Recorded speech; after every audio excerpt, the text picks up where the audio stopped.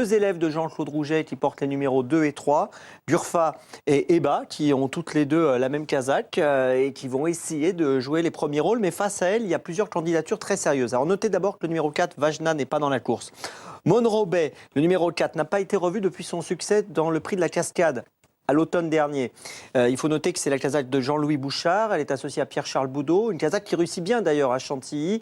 Donc attention à cette pouliche. Attention aussi bien sûr à Pénilène, entraînement de Francis Graffard. Et puis dans cette partie, attention à Solznok, c'est l'élevage Sandor. C'est une pouliche qui a débuté et qui a gagné. Et aujourd'hui, elle porte les œillères pour sa seconde tentative alors qu'elle avait gagné pour ses premiers pas. Elle est donc sûrement encore perfectible. Ça va être intéressant de la voir. Puis bien sûr, il y a la sorte de Goldikova, Good Luck. Là, c'est l'une des attractions majeures de cette compétition. Voilà, vous l'avez compris, beau plateau. Charlie et Alexandre vont rentrer dans le détail. Miguel va avoir des infos. Tout ça pour dire que nous allons vivre un beau moment de sport tous ensemble tout de suite après ça.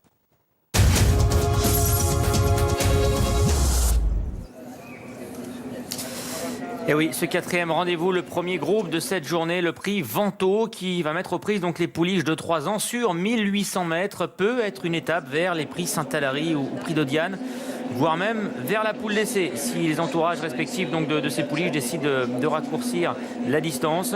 Bref, une épreuve évidemment très importante sur le calendrier des courses au galop. Et dans cette épreuve, eh bien, c'est le numéro 5, Monroe Bay, qui est la favorite, même la grande favorite à 2,20 €. Elle n'a couru qu'une fois. Elle a triomphé le jour de ses débuts. La pensionnaire de Pascal Barry remportait l'important prix de la Cascade à Chantilly. Difficile de faire mieux comme course de début, lorsqu'on parle de ligne, lorsqu'on parle de style, lorsqu'on parle de prix. C'est vrai que le prix de la Cascade est toujours une course relevée, même si Stalo d'inédit, un Zarkava avait notamment débuté dans ce prix de la Cascade. Monroe Bay, on va le revoir en image, c'était littéralement envolé. Elle affichait 3 longueurs sur une certaine Turf Laurel, laquelle a ensuite répété au niveau groupe, puisqu'elle s'est classée deuxième du prix des réservoirs. La troisième, c'est Lissanine, qu'on a vu également très bien faire depuis. Lissanine, elle s'est tout récemment classée troisième sur les programmes de Saint-Cloud du prix Rose de Mai. Monroe Bay les a déposés pour ses débuts. C'est le seul partant de la journée pour Pascal Barry. C'est Pierre-Charles Boudot qui, comme le jour de ses débuts, va une nouvelle fois lui être associé. Bref, la fille de McPhee a beaucoup de choses pour elle. Parenthèse rapide, Charlie Alexandre, on a une enquête dans la dernière à Beaumont-Lomagne, une enquête notamment sur le numéro 18, Célino Luis, arrivé deuxième, donc gardez bien vos tickets pour ce pic 5, As 18, 11, 16, 13 et 10, enquête sur le 18, je vous tiens au courant. Très bien Laurent, alors que les jockeys vont se rendre au rond de présentation. On aperçoit là-bas de dos celui qui va être le jockey dans quelques instants de la favorite, donc Monroe Bay, Pierre-Charles Boudot, qui l'a mené au succès, on l'a vu à l'occasion de ses débuts, donc dans le prix de la Cascade. Alors, face à Monroe Bay, il y a beaucoup de possibilités, on a l'impression, d'ailleurs regardez les cotes. Il y a notamment le numéro 9, Gold Luck, la petite sœur de Goldikova, qui n'a pas manqué son début de carrière. Charlie, c'est le moins qu'on puisse dire, puisqu'elle a obtenu une victoire et une deuxième place. Et la deuxième place, elle a en plus des excuses d'avoir été battue ce jour-là, puisqu'elle est dominée dans le prix Isonomie par un certain Albuquerque, qui est un poulain qui sera demain l'un des favoris du prix Djebel. Oui, qui avait déjà couru lui aussi et qui s'était imposé très facilement sur l'hippodrome de Saint-Cloud quelques jours auparavant. Gold Luck avait débuté par une victoire sur l'hippodrome de Maison Lafitte. Ce jour-là, elle vient de s'imposer en ligne droite, de peu, mais quand même assez facilement. Et puis, vous l'avez dit, dans le prix Isonomie, elle a longtemps attendu et c'est bien allongée dans la phase finale pour aller chercher cette deuxième place. Elle effectue ici sa rentrée.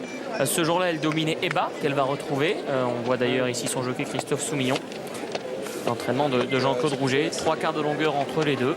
Ce sont certainement deux pouliches à suivre, une ligne à prendre en considération. La lauréate de ce prix Vento peut venir de ce prix Isonomie. En tout cas, elles sont pas trop à la même cote, à 4,30 pour Gold Luck, un peu moins d'argent sur le numéro 3 Eva. Oui, c'est vrai, alors que vous l'avez dit, il y avait quand même assez peu d'écart l'autre jour entre les deux.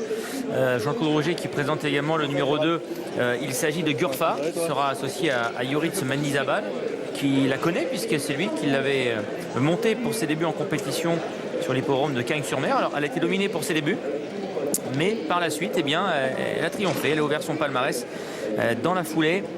Et Jean-Claude Rouget qui sait gagner avec ses pouliches ce prix Vento. Vous voyez l'illustration ici avec cette statistique, 5 victoires dans cette épreuve. Et c'est notamment lui le tenant du titre avec Sgortadens qui avait ensuite participé au prix de Diane. Effectivement, Zagora étant une autre lauréate de ce prix Vento il y a 7 ans maintenant. Écoutez, il est Il a certainement été mieux armé a priori que cette année, mais j'aurais tendance à me méfier d'Eba quand même parce que lors de cette course dans le prix Isonomie, elle a été un petit peu bousculée en début de ligne droite. On la revoit ici. C'est une pouliche qui a une action très rasante. On rappelle, le terrain aujourd'hui est bon, jugé à 3.1 sur le gazon. Je suis persuadé que ça va être un avantage pour celle-ci qui avait su s'imposer sur l'hippodrome de Salon de Provence. Alors certes, c'était à Salon de Provence, mais elle avait quand même gagné par 8 longueurs ce jour-là. Je pense que le terrain rapide aujourd'hui va être un avantage pour Eba. J'aime bien sa candidature, surtout à cette cote-là. C'est assez rare de voir ce tandem à cette cote aussi élevée. Puis on peut penser aussi que Eba est le choix de Christophe Soumillon, puisqu'il a monté les deux pouliches récemment. Il a certainement dû évoluer nettement de 2 à 3. Oui, absolument. Donc c'est une indication. Le numéro 2, Gurfa, on vient d'en parler. Elle vient d'ouvrir son palmarès, qui a débuté cette année donc sur l'hippodrome de Cagnes-sur-Mer. Une deuxième place avant d'ouvrir son palmarès. Alors s'il y a 2 rougets dans cette épreuve, il y a également 2 chappés. Le numéro 1, Vue Fantastique, qui est toujours médaine, qui sera associé à cet homme, Olivier Pellier, dans quelques instants. Mais il y a surtout, Charlie, j'ai envie de dire, le numéro 7, Uni. Je trouve que sa cote est très basse, 7,60 €. Pour une pouliche dont on cerne peut-être déjà le potentiel, puisqu'elle a quand même couru à 4 reprises. Elle vient d'être dominée dans la liste le prix de la Californie. Elle était 3e ce jour-là. Oui, 3e de Stretch Right et de Marc Casi. Stretch Right qui est d'ailleurs au départ du Jebel demain. Bon, écoutez, elle a quand même des paramètres qui changent aujourd'hui puisqu'elle va débuter sur le gazon et qu'elle est rallongée également cette Uni. Maintenant, il y avait 5,40 € tout à l'heure, il y a maintenant 7,80 €. On va parler de la favorite, si vous le voulez bien, puisque Miguel se trouve aux côtés de l'entraîneur de Monrobé. Bien sûr, il s'agit de Pascal Barry. Oui, elle avait montré beaucoup de classe pour ses débuts. Comment a-t-elle passé l'hiver, cette jolie Monrobé? Là, aujourd'hui, je trouve qu'elle se présente très bien. Elle a bon poil, elle est détendue, elle marche bien. La qualité de la pouliche, je la connais, il n'y a aucun souci avec ça. J'espère qu'elle ne va pas tomber tant au bois, et pas perdre son influx aux boîtes, mais sinon la pouliche a la bonne action, elle est maniable, elle devrait très bien courir. Merci beaucoup. Oui, c'est vrai qu'il faut rappeler qu'à l'occasion de ses débuts, elle avait fait beaucoup de difficultés pour entrer dans sa stade de départ. Et Pascal Barry a l'air un petit peu tendu, un peu angoissé d'ailleurs par rapport à cela. Pas qu'elle ne perd trop ses moyens avant le départ. C'était il y a maintenant 7 mois. On va voir comment elle va se comporter une fois en piste. Mais c'est normal qu'il soit tendu. En tout cas, elle passe le premier test, celui du rond de présentation, le Chantilly parfois, qui est un petit peu anxiogène pour les chevaux. Et d'ailleurs, il y avait pas mal de pouliches qui étaient en eau. Elle est restée bien calme, elle était sèche au niveau de l'encolure. Là-dessus, c'est déjà une bonne chose. Ça commence bien. Allez, on va devancer d'année. Alors c'est vrai qu'elle porte les œillères pour la première fois, qui va peut-être lui donner un petit plus, quelque chose de supplémentaire, mais ça risque évidemment de ne pas suffire face à une telle opposition. On ne connaît pas ses limites après. Oui, effectivement, oui, et Stéphane Cyrulis en tout cas a l'air évidemment de l'estimer. Je crois d'ailleurs que c'est son premier partant au niveau groupe, cette Sunlock. Et évidemment, s'il la dirige directement dans ce prix Vento après une course victorieuse, rejointe par Gurfa, numéro 2, qui sera l'autre atout de Jean-Claude Rouget avec le 3 Eba. Le départ de ce prix Vento 2017 est imminent. Elle s'élance pour le premier groupe de la journée. C'est le prix Vento édition 2017. Il y a 1800 mètres à couvrir, elles sont sur le gazon et il y a un bon départ collégial, notamment d'échappée. Le numéro 1, Vue Fantastique, et le numéro 7, Uni, qui s'installe tout de suite aux avant-postes avec en 3e position à leur extérieur le numéro 9, Gold Luck. Encore plus en dehors, c'est la favorite de cette course, Monrobé, qui se rapproche maintenant un petit peu brillante sous la main de Pierre-Charles Boudot. À l'arrière du peloton, le long de la corde, il y a le 3, Eba. Au centre, c'est le 8, Solnock. À son extérieur, Gurfa. Et en dernière position, le numéro 6, Penny Lane. Vue Fantastique, le numéro 1 qui passe en tête devant les grandes écuries du château. À son extérieur se trouve la favorite, c'est le numéro 5, Monrobé, avec ensuite la petite sœur de Goldikova, c'est Gold Luck, le numéro 9, qui vient à son extérieur. Derrière les animatrices se trouve le numéro 7, Uni. Côté corde patiente le 3, Eba, tandis que Sunlock est en avant-dernière position aux côtés du 6, Penny Lane. Se dirigeant ainsi vers le milieu du tournant final, désormais Monrobé installé en tête et Pierre-Charles Boudot est en train de reprendre la situation en main, accélérant progressivement maintenant. À son extérieur, il y a le numéro 9, Gold Luck, Vue Fantastique est 3e.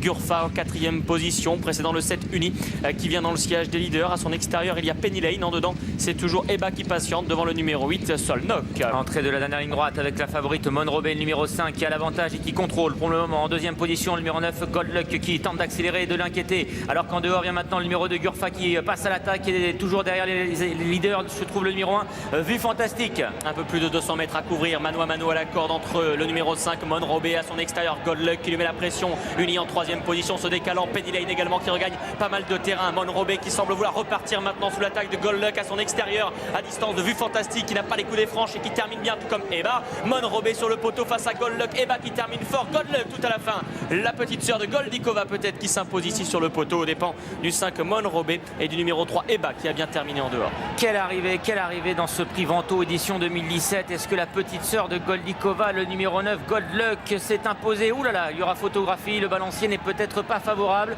Sur le direct, on avait le sentiment qu'elle avait fait la différence, mais eh bien, écoutez, on restera extrêmement prudent. Photographie 9 et 5 donc pour la victoire. 3e place pour la très bonne finisseuse Eba, le numéro 3 qui a mis du temps avant de trouver l'ouverture.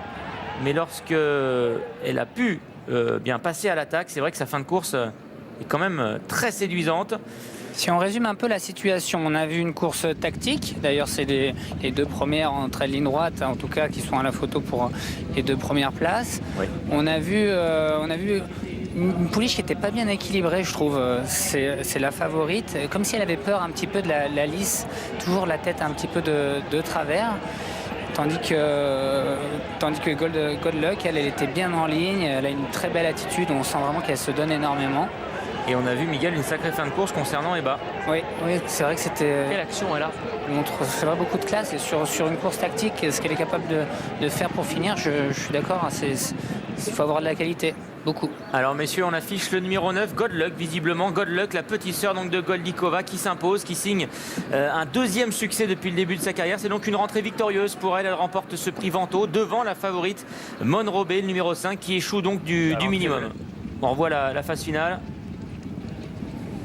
Alors illustration de ce que nous disait Miguel, hein, on voit ici un gros plan sur Monrobé.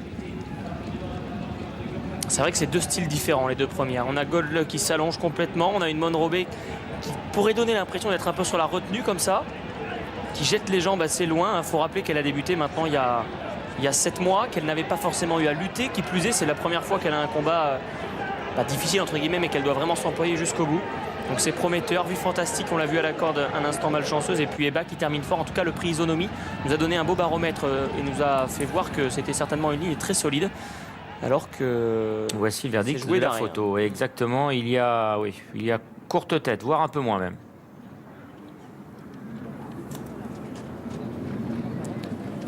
Elle est ici, Goldluck.